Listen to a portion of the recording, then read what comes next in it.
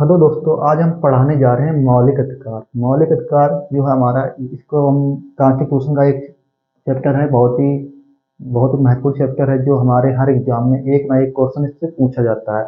तो आइए आज हम मौलिक अधिकार के सारे क्वेश्चन को इससे समझ लेते हैं कि मौलिक अधिकार का कोई भी क्वेश्चन हमसे कोई भी एग्जाम में ना छूटे। तो आइए पहले मौलिक अधिकार को जान लेते हैं। तो मौलिक अधिकार क्या होता है, आइए उसको समझ लेते हैं। मौलिक अधिकार वही अधिकार है, जनता का संवैधानिक अधिकार है जो जनता का वह संवैधानिक अधिकार है जनता के हितों का वर्णन करता है। ठीक है, जनता के हितों का जहाँ पे वर्णन होता है वह ये हमारा मौलिक अधिकार कहलाता है। तो आइए दोस्तों, पहले मौलिक अधिकार को हम समझ लेते हैं कि यह हमारे कहाँ से लिया गया है, यह हमारे संविधान में किस भाग में किस अनुच्छेद में वर्णित किया गया है, उसको समझ लेते हैं। तो आइए पहले दोस्तों हम बता देते हैं मौलिक अधिकार जो हमारे कहाँ से लिया गया है। मौलिक अधिकार जो हमारा है ये यूएसए से लिया गया है। USA, United state America. United state America के संविधान से ये मौलिक अधिकार लिया गया है। यह हमारे संविधान में पॉइंट दो जो है, यह हमारे संविधान में, यह हमारे भारतीय संविधान में, हमारे भारतीय संविधान में भाग 3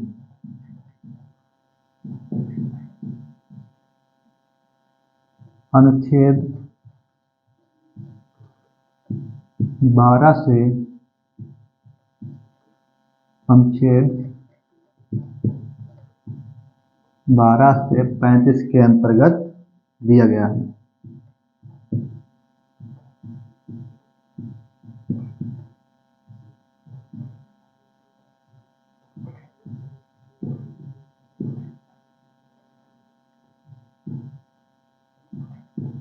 दिया है मौलिक अधिकार जो है हमारी यूएसए से लिया गया है। ये यूएसए के संविधान से लिया गया है। ये जो है मौलिक अधिकार ये हमारे संविधान में भाग 3 अनुच्छेद 12 से 35 के अंतर्गत दिया गया है। इस मौलिक अधिकार को एक नाम से और भी जाना जाता है। इस मौलिक अधिकार को मैग्ना कार्टा भी कहा जाता है। कौन सा शब्द है दोस्तों? Magna carta. Magna carta. आइए इस मैग्ना कार्टा शब्द को समझ लेते हैं। मैग्ना कार्टा ये शब्द जो है ये ब्रिटिश साम्राज्य से लिया गया है। ब्रिटिश साम्राज्य मतलब क्या है? ये ब्रिटिश साम्राज्य में जो हमारे राजशाही हुआ करते थे, उनके ब्रिटिश साम्राज्य के राजशाही हुआ करते थे, उनके अंतर्गत जो कर्मचारी काम किया करते थे, उन कर्मचारियों को कुछ अधिकार दिए गए थे। उन अधिकार को ही मैग्ना कार्टा वो कहते थे। तो ये क्या कहाँ से लिया गया? हमारा ब्रिटिश साम्राज्य के राजशाहियों द्वारा उनके कर्मचारियों को दिया गया अधिकार जो होता है उसे मैग्ना कार्टा कहते हैं। ठीक है, तो इसको हम समझ लेते हैं। ब्रिटिश साम्राज्य के राजशाहियों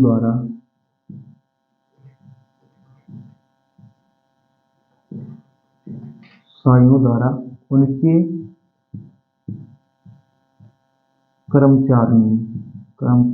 को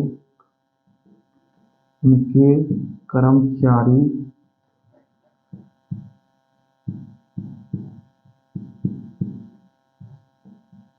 को कुछ अधिकार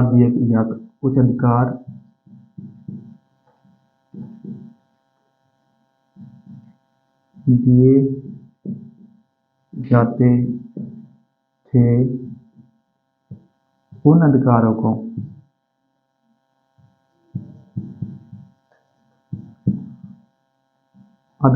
को मैग्ना कार्टा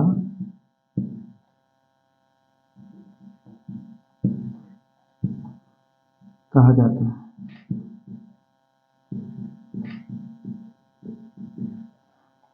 ब्रिटिश साम्राज्य के राजशाहियों द्वारा उनके कर्मचारियों को कुछ अधिकार दिए जाते थे। जो अधिकार दिए जाते थे उन अधिकारों को मैग्ना कार्टा कहा जाता है। तो ये मैग्ना कार्टा शब्द वहां से क्यों लिया गया, ये दोस्तों इसको समझ लेते हैं। मैग्ना कार्टा का शब्द मतलब क्या होता है, अधिकार को जहाँ पर बढ़त किया जाता है वहां पे इस मैग्ना कार्टा शब्द का यूज किया जाता है। तो हमारे जो मौलिक अधिकार है, मौलिक अधिकार में हमारा अधिकार का नाम का शब्द लिया गया है। तो अधिकार की बात हो रही है तो मैग्ना कार्टा शब्द इसका उपयोग इसमें भी किया गया है। तो मैग्ना कार्टा शब्द जो है इस किस लिए उपयोग किया गया, ये जनता के हितों, ये जनता का अधिकार है, जनता के हितों का इसमें वर्णन किया गया है, ये मौलिक अधिकार में कहा गया है साफ साफ। तो इसके लिए इसको मैग्ना कार्टा शब्द को लिया गया है। आइए दोस्तों, अब हम समझ लेते हैं मौलिक अधिकार हमारे कितने हैं। इसको बिगाड़ देते हैं दोस्तों।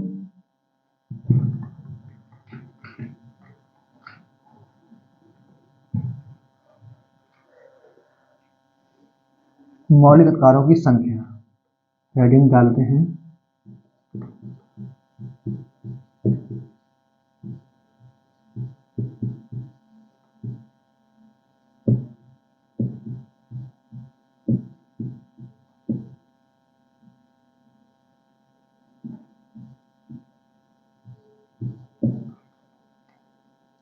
प्रारंभिक में हमारे मौलिक अधिकार जो थे 7 थे। 7 थे। 7 थे का मतलब समझ लो, इसमें एक संपत्ति का अधिकार जो था, जो हमारे संविधान संशोधन 1944 संविधान संशोधन 1986 के अंतर्गत संपत्ति के अधिकार को हटा दिया गया है। संपत्ति के अधिकार को इसलिए हटाया गया है, वह संपत्ति से रिलेटेड शब्द था जो हमारे बाप दादाओं के संपत्ति से संबंधित था। तो उस अधिकार को हटाकर वह कानूनी अधिकार की श्रेणी में रख दिया गया है। ठीक है। ये कानूनी अधिकार की श्रेणी में क्यों रखा गया, मौलिक अधिकार में क्यों नहीं रखा गया? क्योंकि कानूनी अधिकार जो है अधिकार है जिसमें हम लड़ नहीं सकते, मतलब रीट जारी नहीं कर सकते हैं। कानूनी अधिकार में हम रीट जारी नहीं कर सकते, जबकि मौलिक अधिकार के अंतर्गत हाई कोर्ट और सुप्रीम कोर्ट से रीट जारी कर सकते हैं।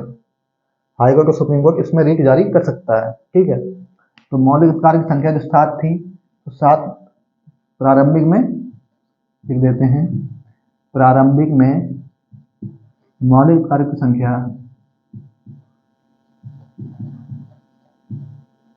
की संख्या 7 थी।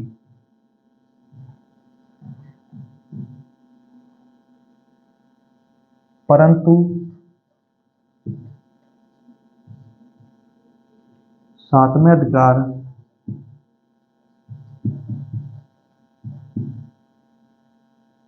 संपत्ति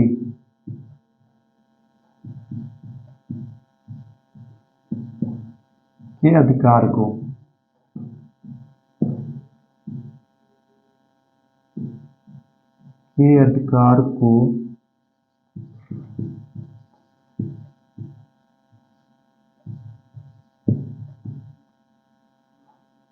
संविधान की संपत्ति के अधिकार को संविधान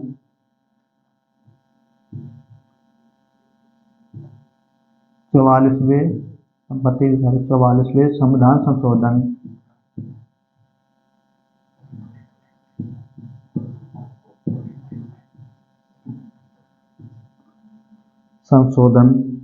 1986 कितने में 1986 ईस्वी में हटा कर इसे कानूनी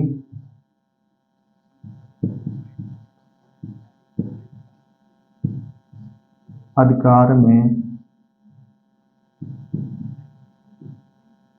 रख दिया गया है।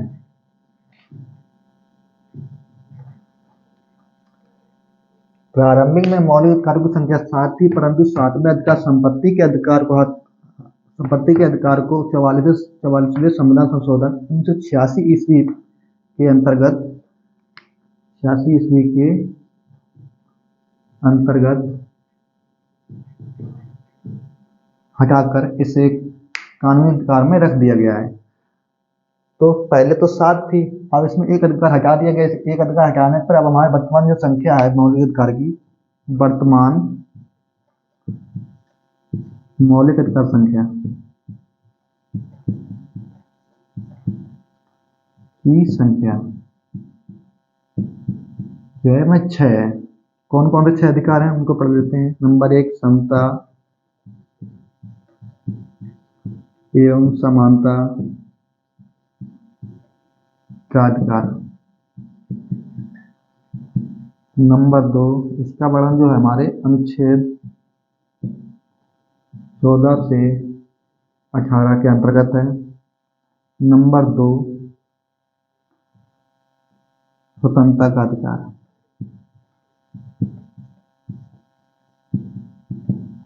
इसका वर्णन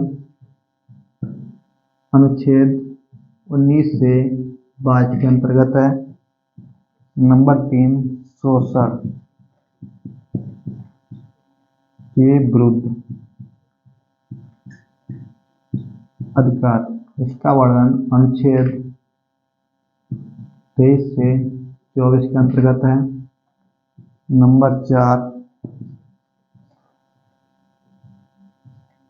धार्मिक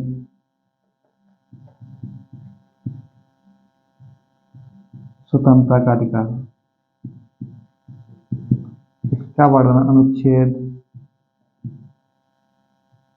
25 से 28 के अंतर्गत है।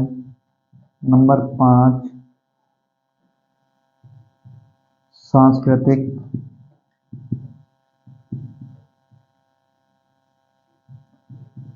शिक्षा का अधिकार। इसका वर्णन अनुच्छेद 29 से 30 के अंतर्गत है। अंतिम 6वां अधिकार, संवैधानिक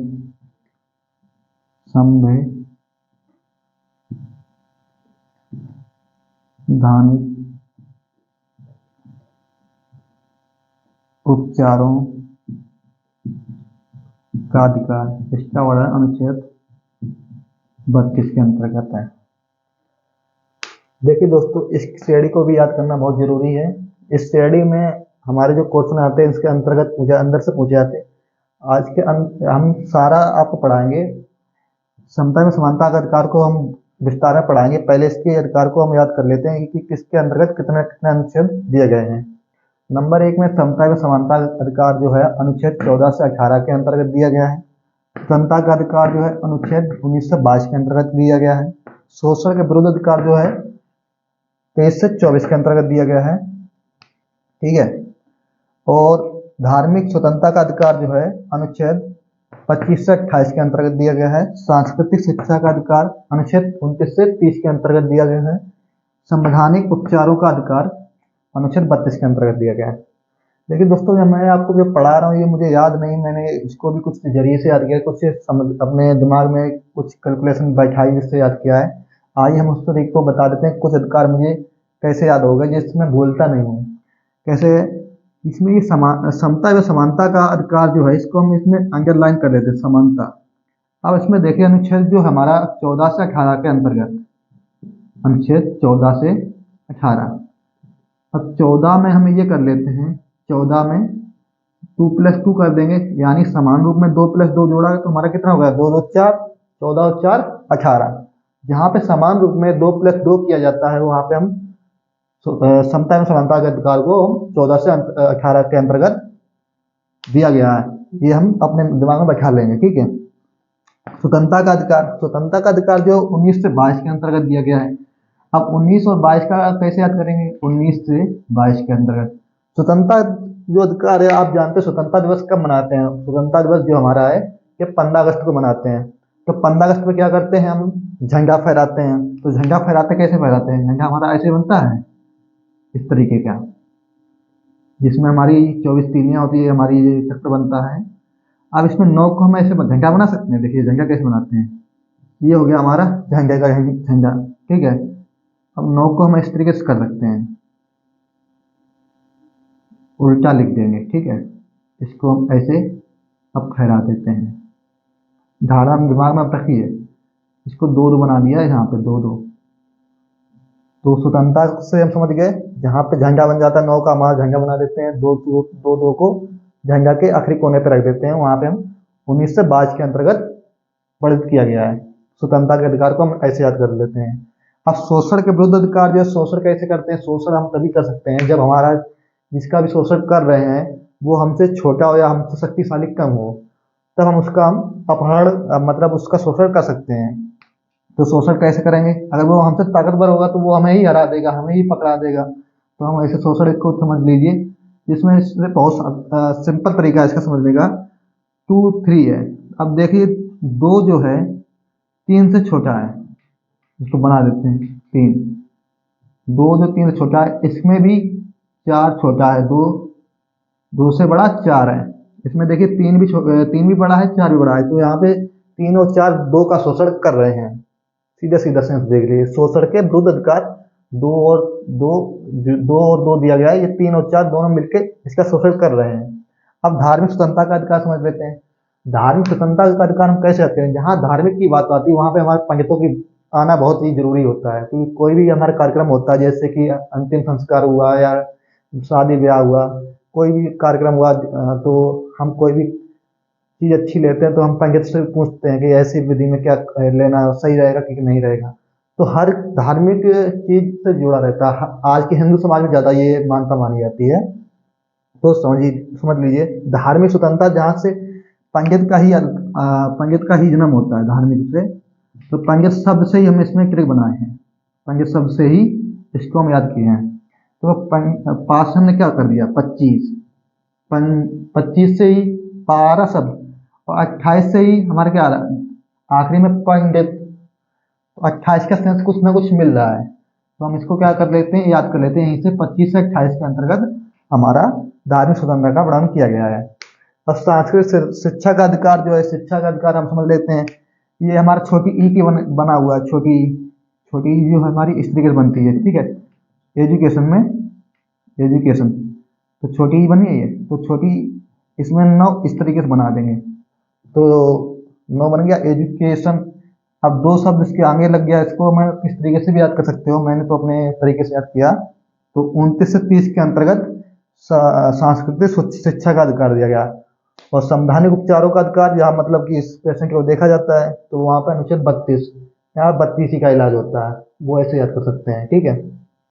तो ठीक है दोस्तों, आज हमने मौलिक अधिकार के भाग पढ़े, कितने भागों में दिया, मतलब मौलिक अधिकार के पार्ट पढ़े। तो कितने पार्ट में हमारा ये 6 अधिकार हैं, इसके 6 अधिकारों को हम विस्तार में पढ़ेंगे अगले पार्ट में।